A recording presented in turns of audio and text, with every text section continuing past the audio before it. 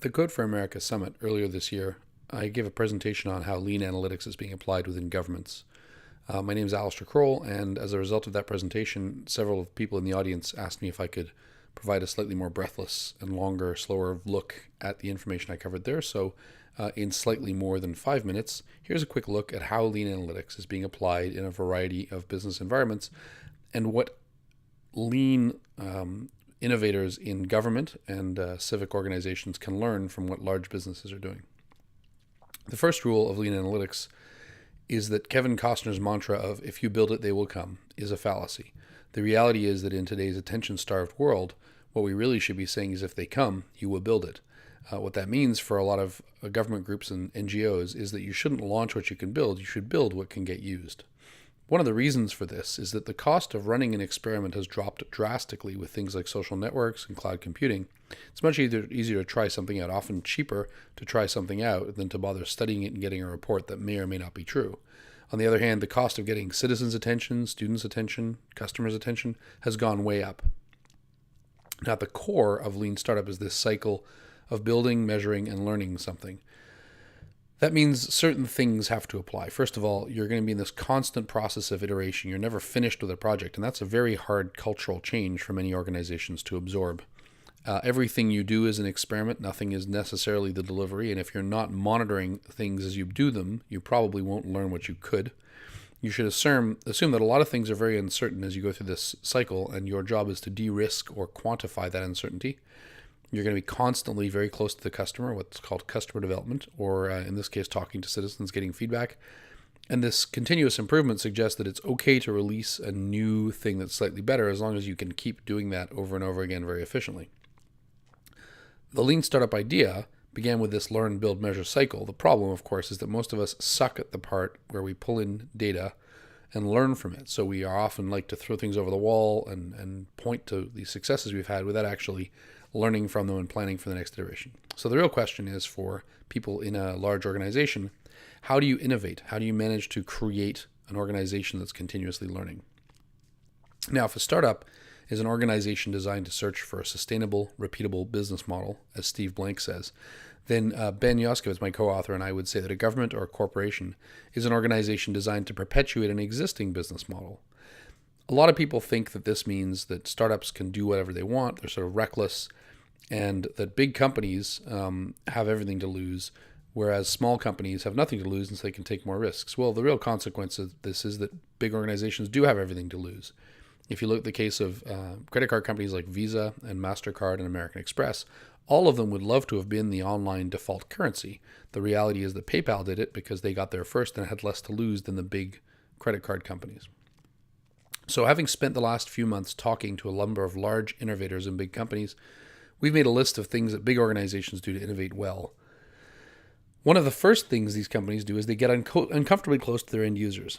We talked to some people at SCA, one of the world's largest consumer tissue product manufacturers. Robert Baldwin, who heads up the category of consumer tissue, told us, among other things, that one of the best things he's done is to look at his search results and compare them to his view of the real world. So, for example, in his search logs, the most looked for terms are by gender, by demographics, don't necessarily line up with market studies on that. So, for example, studies show that 1 out of 8 men have an incontinence issue, but 1 out of 3 women do. But the search shows a significant number of men, so there may be an opportunity to underserve that market. The real lesson for us from Robert here is that your search bar is the first place to look for surveys. Searches that are not going fulfilled, things that people are looking for, is a great way to find out what your citizens or your audience is interested in. If you're not serving that, that's a good place to start with innovation, or at least with going out and doing customer development. We talked to General Electric. GE, obviously a famous company, has gradually moved into new businesses by finding non-obvious adjacencies. For example, GE started out making light bulbs. Well, light bulbs need an electrical generator, and that, of course, can be turned into a bunch of different things. An electrical generator feeds a power grid. An electrical generator has a turbine, kind of like a plane engine. An electrical generator, if you turn it around, instead of generating electricity, consuming electricity, becomes a train engine. And then a power grid requires software that helps you to cut down trees better. A plane engine spins and vibrates like an MRI machine, so if you can manage vibration in one, you can manage it in another. A train engine looks like a wind turbine, and so a lot of the systems that are in one resemble the other, and so on. The lesson here is from General Electric is you look at where your competencies are and find adjacent things that are slightly related that can help fix things. And this is really where GE has become a global powerhouse from an initial business that didn't necessarily seem related. If I said to you today that a light bulb is tied to software to figure out which trees to cut down, that probably doesn't seem like an obvious adjacent innovation. So you're always looking for things that are just outside your comfort zone that you might be able to innovate on. Another example of getting data and being data-driven is combining qualitative and quantitative information. One of the challenges for anybody like, for example, the City of Oakland, is how to measure what's going on by the data you have and how to understand whether that data is accurate. In the City of Oakland, they get crime reports, and those crime reports suggest that if you just take the data at face value, the rich part of town, the Oakland Hills, is a hotbed of crime. The reality is that crimes go highly reported in rich areas, whereas a dozen mattresses lying in the street in the Oakland Flats, which is a less well-off neighborhood, isn't something that gets reported. And so you've got to temper the raw data you get with qualitative information or other data about income. Another good example of this is Boston's Street Bump app. So Street Bump was really designed to allow people to put on a smartphone and identify where there were potholes in the traffic. Worked pretty well. The problem was it over-reported potholes in rich neighborhoods where people drove with smartphones and unlimited data plans wouldn't necessarily report as well for poor neighborhoods. And so again, the qualitative data has to temper the quantitative data when you're trying to make decisions. Back to GE for a second. One of the things that they find really important is that because they are able to sit across a number of their customers, GE is able to understand more about customer patterns or end users. Bill Rue says that, look, the efficiency that GE is going to find going forward, sure, there's things that they can do for material science or device physics, but the analytics is really what's untapped. For a government or a regional organization that has insight into many different things, the real value of that government is pooling the information and then helping the city to make smart decisions. One of the things that's changed about data science in the last few years is the cost of analysis is vanishingly small. So once the cost, let's say you're running a town that has garbage collection and there's a shortage of garbage collection. It's not getting done in the time that was needed. The old approach was go hire another garbage collector or add another garbage truck, because the costs of analyzing the data and coming up with a recommendation probably outstripped the cost of adding another person. But the vanishing costs of data analysis through things like data science and big data and cloud computing mean that the analysis is now becoming much cheaper or more efficient than the cost of actually implementing the change. And so analytics is where governments can find those kinds of efficiencies because this big data is sort of democratized. Another example of what happens when data drives organizations, we can look at Arbitron. So Arbitron is an organization that recently Nielsen was trying to acquire. And Arbitron are the people that do the radio diaries. So as a listener, you would be handed a diary that you would record on a regular basis what stations you'd listen to. And you might write down that you listened to rock music in the morning on the commute. The radio stations quickly figured out how to game this data.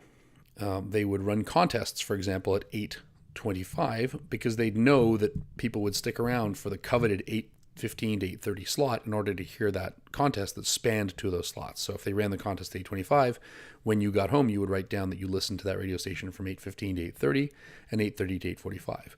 They also learned how to do the call signs later in the week because they knew that people were lazy and only recorded their listening habits on the weekend. So this would trigger their memory. So this is a very inefficient survey-based system full of errors. Well, all of that changed when in 2008, Arbitron introduced something called the PPM, or the Personal Performance Meter. This little device, about the size of a pager, sat on your hip, and radio stations encoded a particular signal into their transmissions so that if you walked into a mall and listened to jazz music for 15 minutes while you were in that mall, then for that 15 minutes, the system knew you were a jazz listener. This did several things. First of all, it dramatically changed the fortunes of radio stations. You had people who said they listened to a big popular radio station, but in fact listened to something else. And so the large market share radio stations, their share crumbled. The second thing was the data was now available on a daily or weekly basis instead of quarterly, and even to the point where they could tell which songs made people change stations. And so this informed everything from programming to the amount that people would pay for ads. By the way, if you're wondering why pop music sucks, it's because back in 2007, before this came along, a song in heavy rotation was paid every 4 hours, whereas since then, in 2012, a song in heavy rotation was paid every 55 minutes. And so one of the key lessons for this is that when you are dealing with a system like Arbitron's, you actually have the you actually have a serious amount of data, because this view of the radio diary gives you an inefficient way to understand the world. This view gives you a very accurate understanding of the world. And because of that accuracy, you have a real change in the way that people think about data. This sort of harsh light of data can significantly change the fortunes of a company. On to the next example. MetLife has an interesting way of managing its investment portfolio. Rather than saying we must innovate or having draconian cuts, MetLife simply said, hey, for every $100 we cut, you can invest $66 in new projects. This changed the way the organization thought about cutting and the way they thought about innovation, because now they were looking for resources to do the new thing.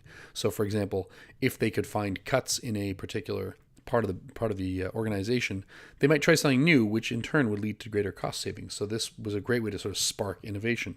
This allowed them to create things like a Facebook feed of customer data. So when you call up MetLife and say, what's the history of my insurance policies or my interactions with you, they could see it all live. It also allowed them to build applications like Infinity, which lets MetLife curate your sort of digital legacy. None of these innovations would have happened if they hadn't been given that trigger to say, we're not here to cut money. We're here to recommission money from old to new models. One of the companies we spoke with, Cognizant, which is a big IT services provider, has 3 different sources for its innovation. They look at top-down innovation, which is somebody at the top has an idea and wants to make it part of their policy. In the NGO or nonprofit world, this is probably campaign stuff that you made promises during your campaign.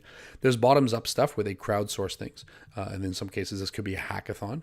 And then there's outside-in stuff where they intentionally go and acquire technology to solve a problem. So when they're thinking about their management of innovation, they really have 3 different processes they're tracking.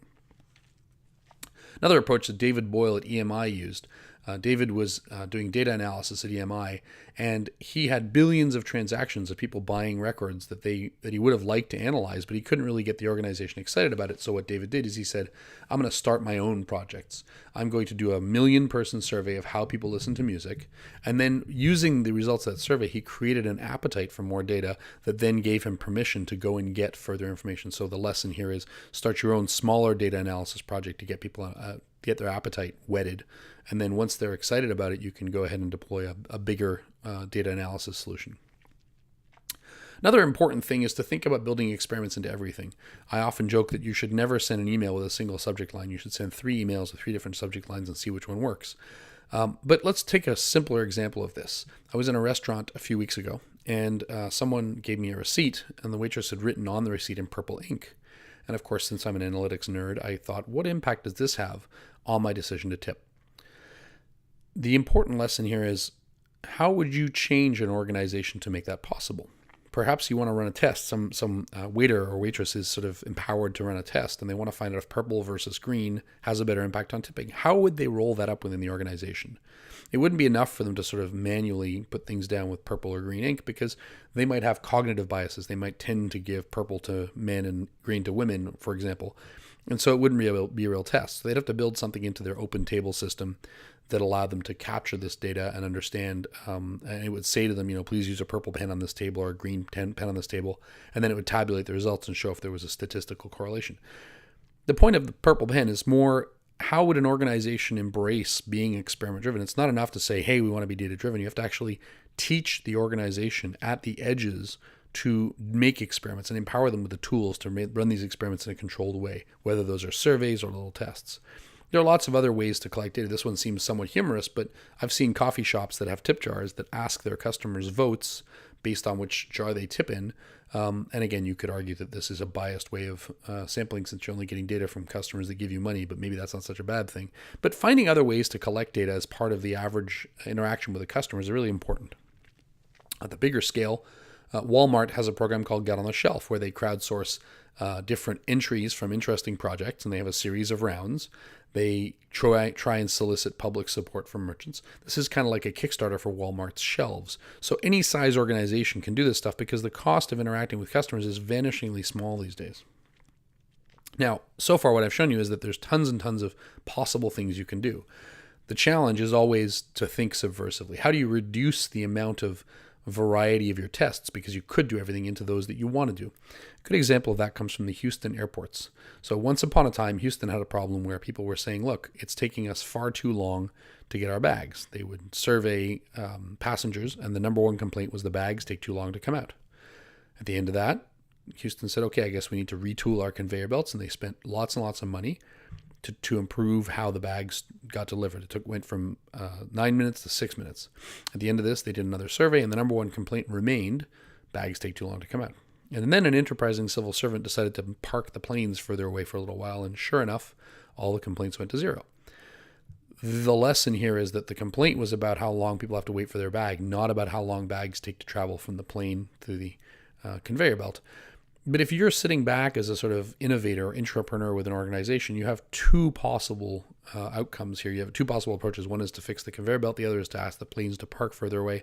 Which one is easier? Which one requires less investment? Which one will get you an answer faster? That's what I mean by subversively. You got to be a little sort of lazy. How do I find the right answer? In a way that will, once I know the answer, I can go to the executives or the management and say, I found this nugget of information, we should act on it. And that's very different. This sort of experiment first, act later philosophy is culturally hard for a lot of organizations because everything really is a study first. When we spoke with DHL, the large logistics provider, they told us that in some cases they will try out a line of business or a new idea, such as a 3D printing business. And if it fails, that's okay because they've learned from it. They can take that failure and they can write a report or they can share it internally or with customers. And so they have a much higher tolerance for failure because they framed the innovation not so much as building something and guaranteeing it'll succeed, but as understanding a market, learning about a market. So they frame the project as a learning exercise that might accidentally create a product. It's important to remember that in big companies, innovation isn't just about products, and some of this applies to NGOs as well. If you're familiar with the BCG box or the 4 grade of dogs, question marks, stars, and cash cows that you see here, this is how many market strategists think about competing products in a market portfolio. And so a question mark is something that's growing really fast but has a small market share. A cash cow is something that's not growing very fast, but you have a large market share. A star, which is the ideal product, is a high growth rate, high market share company. Much innovation within companies, and I think within governments, is not about creating something necessarily new. It's about making something grow faster. So maybe you have a program that's really noble and good, but it doesn't have the growth it needs to sustain itself or get the citizenry excited about it. So then you're going to focus yourself on how do I increase engagement. On the other hand, you may have something that is showing incredible engagement across a very small part of the market or the citizenry, and you need to find a way to make that thing go viral, make that thing get shared more, increase its attention. And so much of the innovation is not necessarily I want to build something new. It's simply improving either the growth rate or the market share of a particular product or service. One of the consequences of a data-driven world is that everything we do generates what we call data exhaust. So in many cases, you're doing stuff and behind the work you're doing, there are log files as additional information being created. Tesco did this when they delivered something called the Smart Badge. It was a product built by Motorola. It's a 4-inch e-ink display that sits on someone's body and says, this is who I am. It's like a company badge, but it also allows them to check inventory and enter data on a touchscreen. These kinds of things are going to find their way into governments, into society, and they're going to generate a tremendous amount of data exhaust. Today, workers can see their own productivity. How many questions did I answer? How many people did I talk to? Soon, you'll be able to compare yourself to other employees. In the long term, you're going to learn what and who works well. And this has some pretty obvious implications for unions. I suspect that governments are going to have to contend with the sort of analyzed unioned worker. But this is going to be a real challenge. If framed properly as a way of deciding and learning what works well and then sharing that with everyone else, I think this can be very productive. Now, we've said that it's very easy for startups to go ahead and innovate, and big organizations have constraints that prevent them from innovating. Let me give you some examples of that. First of all, you probably heard the famous story of the Fisher space pen. Most people know this story as the Americans spent $1 million on a space pen, the Russians used a pencil. It's actually a lie. What happened was both the Americans and the Russians were using pencils, and then there was a fire aboard Apollo 1, and it turns out that graphite, in a zero-gravity environment, graphite powder is extremely conductive and can cause all kinds of problems. Mr. Fisher himself spent $1 million of his own money building this space pen that could write at any angle with a pressurized cartridge, and he sold it for $2 a piece to NASA and also to the Russians. The lesson here isn't just to say that consultants don't really look at the history of the things but find convenient explanations. More, the lesson is there were unexpected constraints in the design of a writing instrument that people weren't necessarily aware of. And this happens across all kinds of industries. DHL has a project called MyWays right now, which is a last mile crowdsourced delivery product. The idea here is that you can ask someone to deliver a parcel from the drop-off location to you. But when they rolled this out, it turns out that DHL has all kinds of constraints.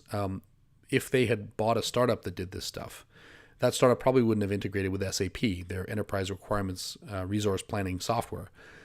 It probably also would have gotten them in trouble, because if you deliver over a certain number of parcels for a certain amount of money on a given day, you may inadvertently have become an employee of DHL. And so they needed to understand these things. And if they just bought some startup, they probably would have run into these problems themselves. So when you are starting things up, it's very hard to balance the real constraints with what you'd like to do. In many cases, the real constraints undermine your ability to innovate quickly. And so it's very hard to walk that line and remain within the guidelines you have without letting them stifle any innovation.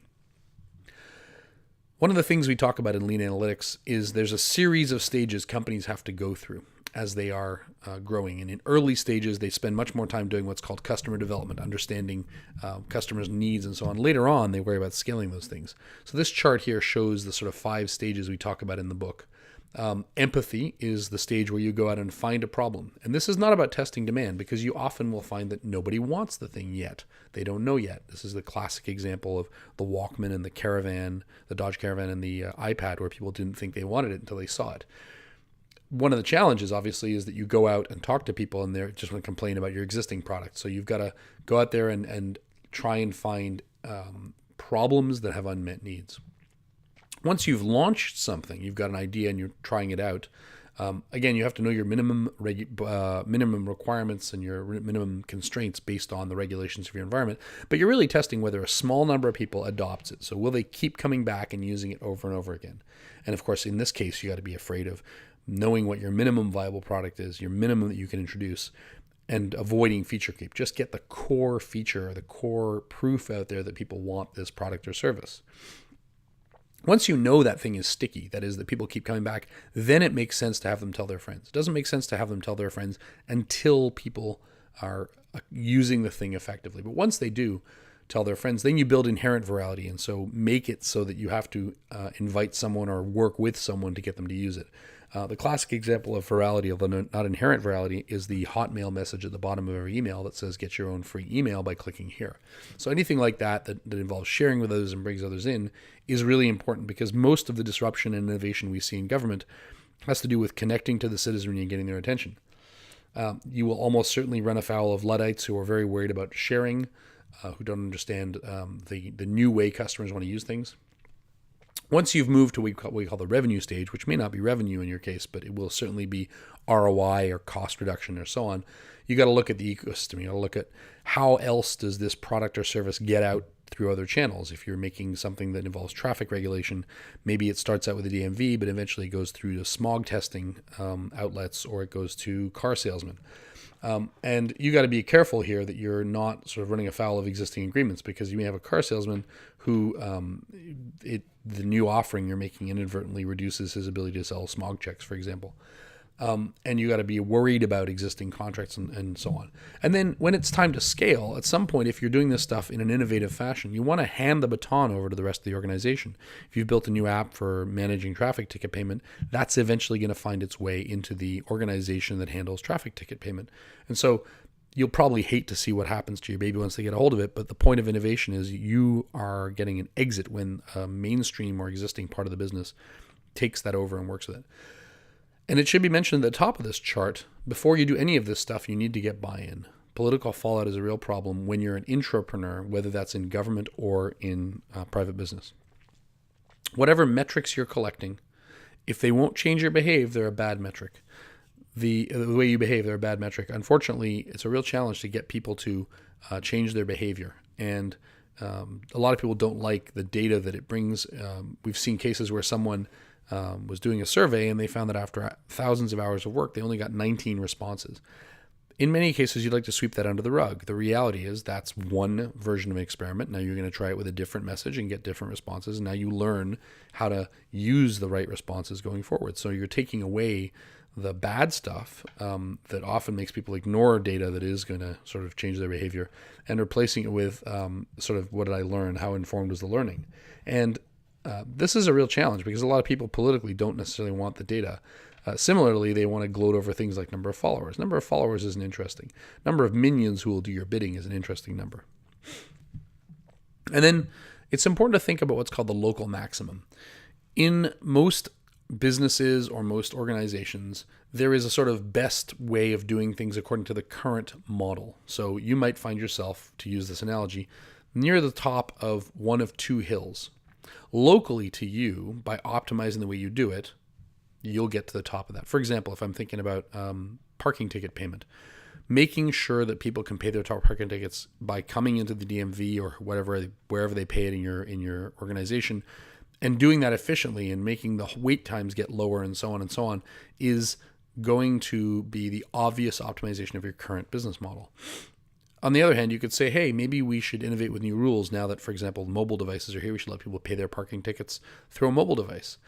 That's a set of innovation with new rules, and it's obviously better and more efficient. The problem is that going downhill is bad politics. So you may find pushback from employees who handle the processing of this, or you may find that only a certain market segment does this initially because not everybody has access to the right tools. Going downhill is always bad politics, and yet going downhill to get to that higher global maximum is how we innovate. And this is one of the big challenges that a lot of companies articulate to us. Another thing that you can do practically, and we've heard about these kinds of hackathons all over the place, is to encourage hacking. Comcast has a policy internally where people get a day every 2 weeks and a week every 3 months to work on new projects they think are good. And this is obviously dependent on you having surplus time. So that's a difficult thing to do in a highly regulated or unionized environment. Even setting up hack groups with outside organizations can be productive, though. And when you're in doubt, you should collect some data. We saw one case where a Code for America organization was working with the city of Louisville, Kentucky, and they were trying to tackle what's called the failure to appear rate. Well, in Louisville, when someone doesn't show up for a court date, and this happens fairly often, it triggers a downhill spiral where now that person is under arrest and they may get incarcerated and so on. And in this case, the organization, the team wasn't able to go in and start tackling the failure to appear rate, but what they were able to do is collect information about the justice system in Louisville as if it were a supply chain, to look at where are the bottlenecks, what kinds of cases, what stages in the process, which judges and so on cause those bottlenecks. Because if you can't get permission to innovate, you can at least get permission to analyze and document and share, which will show you where innovation is most badly needed. And finally, when we talked to Motorola, we talked about how they manage their portfolio. And they really plan innovation in 3 horizons. And this is an important way of thinking about innovation in a deliberate way. The first horizon is, hey, I have a business plan, for example. Something I know I'm going to do, I assume it'll work, but the market will change by the time I've built that thing. So there may be a simple example of online parking tickets. The metrics you care about here are, what's the return on investment? How did I improve this stuff? What was my total cost of ownership? How many problems or trouble tickets did I get? These are fairly normal metrics for an innovation because I already know how to do this thing, online parking tickets. People have done it everywhere. I'm just not doing it right now. The second is Horizon 2, which is sort of brand new stuff. And instead of a business plan that says I'm going to save a certain amount of money, now I have a business model. So maybe I have an open data API. I should go into this assuming it'll fail. I mean, if there is a use case that works, it won't be the one I think it is today. It'll be something else. A good example is an open data API. I'm going to make a lot of data available to people so they can build things. Now, early on here, I care about how many questions have I answered? If I had a bunch of uncertainties about this thing, what have I learned? Is it viral? Am I seeing early adopter stickiness? This is moving earlier in the stage where I don't really have a known problem and I don't have a known solution, but I'm putting something out there to allow innovation around it.